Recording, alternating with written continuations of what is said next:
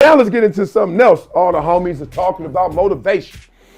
And I got a take on motivation that when I tell people typically, they're like, oh, all right, I hear you. I ain't thinking about it like that. We'll see. First, let's hear what they talking about. We got my man Matt Barnes. We got my man Steven Jackson. We got Deion Sanders chopping it up about motivation. How do you keep kids motivated, and how do you even keep your kids motivated to continue to want to be great when you have everything already? Well, other kids, let me address them first. This happens to be our recruiting room. And we set it up where the parents are sitting over here and the coach, I'm sitting in the middle, offensive coordinator, position coach. And one of the first things I ask the young man, what's your why? And if they can't connect their why to something that's real, that's tangible, that's mama, that they get tired of seeing her drive an hour and a half to work or get up in the morning at these crazy times and they get tired of living in the hood and they just want better for all their siblings. If I don't see that why, it's going to be a problem. Now, as far as my kids, they grew up with, but I took them over to the hood, man, and put them in baseball, football, basketball, and I ran my own programs because I wanted them to have this, but I ain't want to raise no cat. I wanted to raise a dog. Because, you know, the cat got all the nice little boxes and everything is in the house. They got all the toys and the cans rolled back real good. See, the dogs, we put them outside and just throw a bone out there. They do what they do. Ain't no, you know, he may be chained up for life. Yeah, he good though. Yeah, he good though. But if he happen to get off that chain, it's going to be a problem. So I raised some dogs, even though they're affluent. Yeah, we had options, so to speak. Yeah, and I'm happy the way I chose to raise them, and I see y'all doing the same thing. I know you ain't playing. I know you ain't playing. Well, it's interesting. I literally just talked about this on another conversation because again, we worked so hard so they didn't have to do everything we did. They come from where we come from, but at the same time, how do you keep that balance? How do you keep that? You can't. How do you keep that understanding? You got to have the understanding. You can't see. This is our problem. We want to get them out the hood where we living, where all us living, you know, with housekeepers and so forth. But when it's time for them to be a dog, they answer to a cat's voice. And see, that's when we had a problem. That's the problem. That's the problem. Because we don't want them to go through the things we went through, but the reason we are who we are is because of the things that we went through and how we grew up and the things that we desired and the things that we couldn't have and the things that we had to work for. I just pulled a chapter out of the book today and educated my team. I said, you gotta want it first. Then you got to work it. Then you have the opportunity to win it. But it all starts with your want. You got to want this. I can't want this for you. You got to want this like no other. Then the work has to happen. And see, the work and the want got to add up together to want each other. Then that puts you in a position to win. Ain't nobody giving you no W. You got to go take that thing, man. Y'all catch them alliterations he just dropped? Want, work, win, W. Come on, man. Deion Sanders right there. I got tremendous love for Deion Sanders. Obviously, who didn't grow up wanting to be like Deion? Sucker got drafted with 19 chains on top of y'all ain't got enough money to pay me. God dog. Curl, glasses on, and lived up to not only all the hype, but created a whole nother level of expectations playing that position. Watch full games, and literally, we're not throwing to Deion. Played in games. Nope, that side of the field, it doesn't exist. Golly, next level salute. However, I must push back. There's this narrative out there.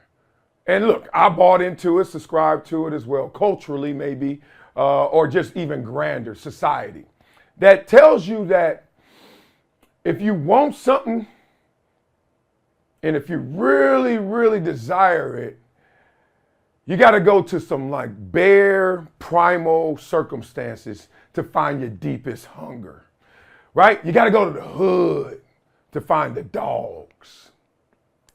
You got to really be in a bad position or think of something of despair to really desire. You heard that before, right? Like, oh, I want to give me some of them kids. You recruiting. Oh, I need me some city boys. I need me some hoodsters. I need some dogs. Let me ask y'all a question. What's the king of the jungle? Ain't it a cat?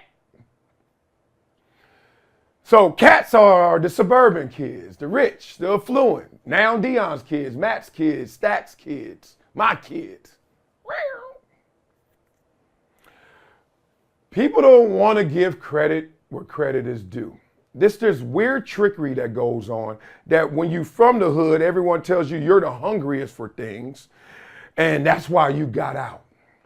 And then when you're rich and affluent and you continue to compound that wealth, it's just because you were born on third base and you're already rich. So we're giving work ethic credit to the hood. And then we just saying, hey, just because you already got it, you just getting it to the suburban kid, to the rich kid. But why does the rich get richer? And why do most people in the hood stay in the hood? So we use exceptions like Deion, use exceptions like Stacks, Matt Barnes, myself. And it didn't happen to me till I got to Columbia, and then it slapped me dead in the face when I got to the NFL. I said, I got this twisted. So when I first started running track and field growing up, I was noticing that, all the fast kids ain't in the city. Some of these kids from all these suburban teams and, white teams. And I was like, damn, they got a fast white dude out there. Damn, they got some suburban kids that can run, black kids, whatever it is. No race, didn't matter. But they ain't live in the hood. First thing I noticed, they ain't got to all live in the hood to be fast. Then I start noticing they ain't got to all be black to be fast, right? Then I start noticing they ain't all from LA and Florida and Texas and Louisiana. It's some dudes fast from Iowa. I keep bringing up Iowa because that boy was fast. I don't know who he was. Like, Iowa got fast dudes. Then you get to college. You start looking around, all these rich kids. And everybody told you rich kids are spoiled, they're brats, they're nerds, they're not athletic, etc. Then I get on the football team, no athletic scholarship at Columbia, and I must admit, I was the MVP my freshman year. Sophomore and junior year, wasn't the best player on that team, not even second. Senior year, I'm second best player. Rory Wilfork is still the best player for my school. Point being, I'm like, damn. All these rich kids, smart kids, nerdy kids, all these kids from affluence, some of these kids are tilting, playing ball. They ain't going pro because they don't look the part. But I look the part and balling. I'm gone. Get to the pros. And I'm going to use this name, and this is going to tell y'all everything I'm thinking. Peyton Manning. So I'm a year before Peyton Manning, right? So my year, rookie year, whatever. I'm meeting all these guys. I'm like, interesting. A lot of backgrounds, a lot of different characters, behaviors. Some of these guys are from rural areas. They like to hunt, but still killers on the field. Then I meet the same old me, from the hood. They killers on the field.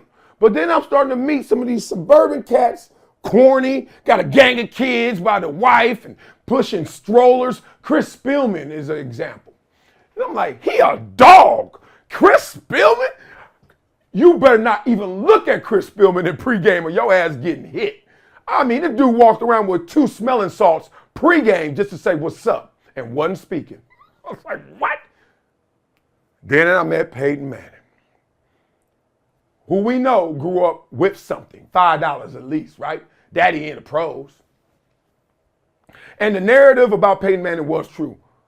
Hardest worker. Now, there are other guys that work as hard as Peyton Manning, but nobody worked harder than Peyton Manning. And I'm like, from affluence, white, not the most skilled guy in terms of like moving around athletic ability, even though he got that rocket, but it wasn't like Marino. And then I swear, when I was talking to him, I was like, crystallized. Damn it, they lying to us. Then I started looking around the whole league. I was like, how many cats really hood like me from the hood? And how many cats are really burbs? Then you start seeing it. All these high schools. Where's that high school at? Where's modern day? Where's all these? Oh my God. Now they recruiting and all that, and cats are coming from Africa to go. But point being, the core of those schools, locally, they got something. They out there tilting. Now all the city schools out here suck. They took the kids, I get it. But still, locally, they can't even replenish. Now let's get big picture. Society at large. I grew up with so many people from the hood, and many, many, many are still there. They will highlight me. They will highlight the rappers. They will highlight the entertainers. They will highlight the athletes. and forget the meat and potatoes of that neighborhood. Right? Dogs. One, I'd rather be a cat than a dog. Let me just tell y'all that right now. Let me just tell you. I always wanted to be a cat. I'm fascinated, not to be literal, but also their dexterity, how they just so athletic, how they could do anything, how they so independent, how they don't need you, how you ain't got to wake up to walk, everything. I could go literal, I go figurative. Point being, king of the jungle is a cat. King of this jungle in this world is a cat, but they'll tell you it's a dog. They'll tell you all day it's a dog, right? Man's best friend. They'll tell you that the hungry ones are the ones from the bottom. Shit. Why so many at the bottom stay at the bottom? They hungry. They hungry. Are they as hungry? Let's be real about our friends. Also, are they connected to get to the exposures they need to get out of that situation? So it's twofold, minimum. I question the hunger of the hood because I'm from it. You know who will work out with me the way I was working out? You ready? You ready? One dude. And he quit in college. He stopped working out with me in college. Where the rest of y'all at? Oh, dog, I gotta. I don't know the suburban growing up experience. I didn't have it. But I got it now for my son. And you want to know who works out with him? It's more than one. It's more than one. This ain't racial, y'all. Because I'm out here now. Stacks is out there. Deion's out there. Only thing is, they tell us, go get the hungriest, the kids that's going to really run through walls for you. Why are there so many second generation ballers out there now? Steph Curry, you think Steph Curry, killer? Kobe, killer? There's a narrative we need to start pushing back on and really talking through it. Stop looking like, oh, I got to go to the bottom and get my kids hungry. I ain't got to take my kids to no hood to show them that this is where you get hunger from. No, hunger comes from in you. If you hungry and I'm feeding you, we gonna eat. Now, I will take you to the hood for perspective, but that ain't just hunger. Perspective, to know that there's a counterbalance, to let you know that all things ain't what you got. Period. I could take you, forget the hood. I could take you to some of the homies' houses that are compounds, that have 3 security guards walk in the premises, that have a guy that follows you to the house from the first gate to the second gate to the third gate. Now I'm in the hood. He looking at me like, I ain't going to Wiley house. Hey, you want to spend the night? Nah, B, I'm good. I'll get my helicopter. Like, come on, y'all. Let's just dispel this myth. Because I wish I knew this earlier, because I gave credit. I attributed hunger, dog, to just where I was. And life kept showing me different. You know them cats at Columbia all thought they were going to be successful, and none of them thought about ball? And most of them are successful. I talk to them now. What are you up to? Selling energy. Laugh if you want. Think that's boring if you want. I don't know anybody selling energy that's broke. These suckers making money. Meanwhile, hungry dog hood.